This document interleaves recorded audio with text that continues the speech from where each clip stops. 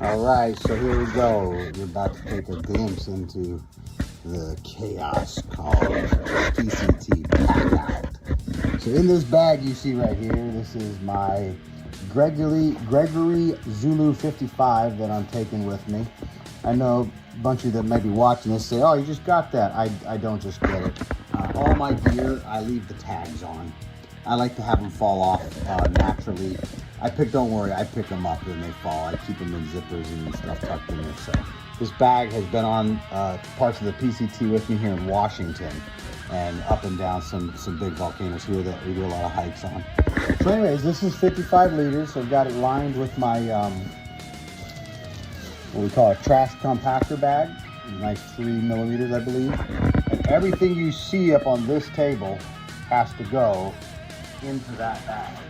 So you've got my the blue sleep pad, which is an X-Ped, and then on top of my X-Ped, I'll be laying on my Thermarest Neo Air, and then my sleeping bag, which is a Marmot right here. It's a 55 bag. I like it for me and the weather that I'm heading into. And then just in case it gets a little chilly, I've got a 25-degree sleeping bag liner. So I like to use liners that keep your bags clean, so the stench, sweat, or whatever stays with the bag. It helps with the odors and things, especially when you're going to be living in your bag for 4 months. I've got my Stetson hat that'll be on all the time. I've got my meds that I have to check blood pressures, and I have to check my oxygen levels. I've also got EKG reading machines and different things that I'm having on this watch that are all coming with me. I've got electronics up the wazoo because I've got to deal with people, being able to talk to my companies and my organizations. So I've got the sat phone, the Inmarsat sat phone, which is global everywhere and anywhere. There's not a place on earth that we can't get in touch with you at. And then of course got the GoPro because we're going to be doing a documentary. We've got a lot of electronics because of the GoPro. The electronics are being powered by 2 different battery packs. The Nightcore solar panels, which will be draped over the back of my pack. I've had a lot of success with it. I've used it, tried it, love it. Then this little one unfolds also, and this is a Frog & Company, and it's a 10,000 amp milliwatts or whatever it is for the battery pack, and that also is solar paneled. And then of course I've got for my food, I've got a beautiful titanium sea-to-air Summit to I can't even speak. I was going to do the Summit to Sea, but I chose the MSR one. It was just about 0.2 ounces less in weight, so it helps. Got my bug for covering my head around the bugs and stuff when we get with really bad mosquitoes.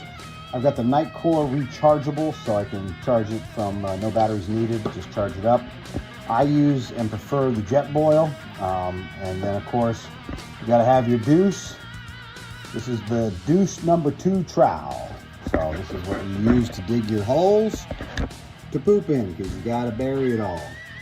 And then you put these little pills in there, these little pills, and they help digest the poo in the earth.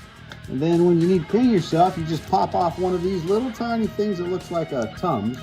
You pop it out of there and you put a little water on it, and it opens up, and the actual little piece of paper that is now was that little thing turns out to be a sheet of paper. So pretty strong, pretty sturdy, and you've got those to do your business with. And then of course I keep some wipes. I hate stench, and you're gonna have to live with stench on the trail, but I like to somewhat clean up, so I've got some wipes which I will then pack out to my next trash location and dump it. I've got 50 SPF 50 sports sunblock. I've got the Thermarest repair kit. I'm going with a JLab earpieces for my headset. I'm using my Catula micro spikes for when I get up into some issues, if I need them at all. I've got gaiters, 2 different kind of Dirty Girl gaiters. You gotta love Dirty Girl gaiters. So I got 2 of those. I've got my writing into my log, and toiletry. This is for my water. I drop these iodine pills in the water. It kills any virus. And then you put the other pill in to kill the iodine taste. And then you put it in your bottle and maybe add some flavor, electrolytes to it, which is what I usually use. Got my water cases. I'm going to be carrying 2 3-liters in these. Plus, then I will drain them through my filter, which I'm going to be using the Sawyer filter. And then you just screw this in and the water just drips into your water bottle. So I'll be having a couple of these on the road with me. And then I just filter my clean, dirty water out of those into my clean waters. And that'll be my water filtration system. And of course, I'm taking some things with me that are, not necessarily needed. And one of them is my granddaughter. She wanted me to take Hedgie. So Hedgie is in this little bag here to keep her nice and clean. And Hedgie is a little squishmallow that will go across the trails and look for Hedgie and his adventures. You'll be seeing him on the channel. And then of course we got some mosquito bands. I've got a repair kit. I got a little bit of everything in my repair kits. I kind of scavenge off the repair kits that I've got. But I've got, extra poles for my tent if I need them. I've got extra tape, special tape that repairs things, jackets, tents, temporary, mesh parts of my tents. I've got needles and threads in here. I've got special tape in there. So lots of little things for any kind of an emergency that might come up that I need to repair something with. I have a repair kit for that. Over here, we've got a whole drug section we're working on. I call it my drug section. I'm on a lot of medications, so when you see the hashtag Dead Man Walking, it's literally, I shouldn't be on this trail. I should be in a hospital right now having surgery, but we're not. So we have to take all the pills out of all these bottles and then shove them into every single little bag and then write on the bag what I'm supposed to take and how much, and all of my 20 plus prescription pills and meds that I take to keep me alive. So my dear wife is helping me on that situation. Over here is more gear and stuff, and we've got a whole gear room in the back.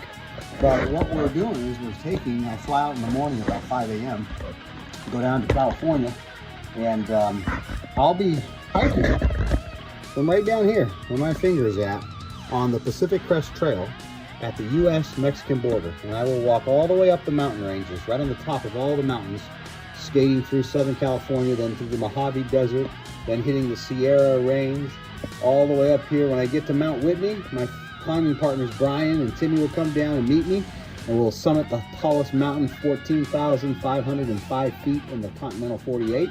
Then I will continue on my journey north upon the Sierras, getting into northern California, coming around here, hitting Oregon, coming straight up Oregon, all the way up to Washington, crossing into Washington, and then ending in Canada. So that is the 2,650 mile walk on the Pacific Crest Trail. And all of the drugs that the doctors need me to take and all of the things that I have to take with me on this trip are sitting before us right here. And then of course my clothes, I've got a bunch of different clothing down here, but I'm in essence wearing 1 pair of pants, 1 pair of shorts, 2 pairs of boxers, 2 pairs of socks, 1 fleece shirt, and a puffer jacket, a down puffer jacket. And so that is my entire outfit. There's sun hoodies. Oh, there's 2 sun hoodies. I got a sun hoodie. I'm sorry, I have 1 sun hoodie. And so that'll be my outfit. I have 1 town shirt, so I have a nice shirt when I go to town, because you're gonna be stinking, so you wanna have something to wear. And then I'll have a rain gear just in case you need it. You never wanna go in the mountains without rain gear. So I'll have a rain jacket, and I've got rain pants. And that's my outfit. I've got for shoes, I'm wearing the Ultras, and the Ultras are awesome. They're designed, as you can see, with the big toe boxes, and in the very back of the heel, it's horrible filming I'm showing you, but you can see where that peels down and your dirty gaiters lock on there. So that way, you got yourself proper shoes for the trail. I'm going to be crossing a lot of rivers. Some people walk in their shoes. I don't prefer to, so I like to carry on the back of my bag my sandals, and I just switch out my shoes real quick, put the sandals on, walk across the river, give my feet a chance to actually clean. And then there's certain parts where you're going to be in snow, and like San Luisito right now is filled with snow. So I'll be bringing my La Sportivas, and these are designed specifically, they're waterproof, so they're not for long hiking. You don't want to be doing this for 200, 300 miles. And they're rigid, they're for mountaineering. So these are designed, I'm going to use them on San Luisito, and I'm also going to use them up in the Sierra in certain places. So I've got those coming down to me. The first are going to come with me, and then I'll mail them, and then I'll get them up north and use them a little bit and then mail them back. My sticks aren't coming until Monday, and I start the trail Monday, so I'm actually taking just a temporary stick It's the same one as you see right here. This one hanging, that's all bent. It's an Ozark from Walmart, cheap $20 brand. But this one actually saved my life. You can see the bend in it. I almost died on St. Helens when I looked over a cliff and my foot on a rock. The rock totally came out under me, and this thing is the only thing that stopped me. We're training with high altitude machines. I've got a machine here that I put on.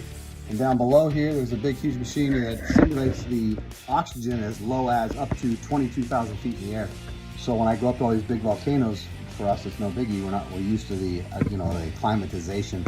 And we're gonna be doing some big mountain ranges. I'm gonna be walking on average about 8,000 feet in the air across the whole Northern California, Southern California, in the center of Oregon, and then in Washington, you just kind of cruise across the tops of all the mountains. So keep your eyes on. We're raising money for Jonathan's Refuge. For those that don't know, Jonathan's Refuge is a home of hope for men in Marysville, Washington.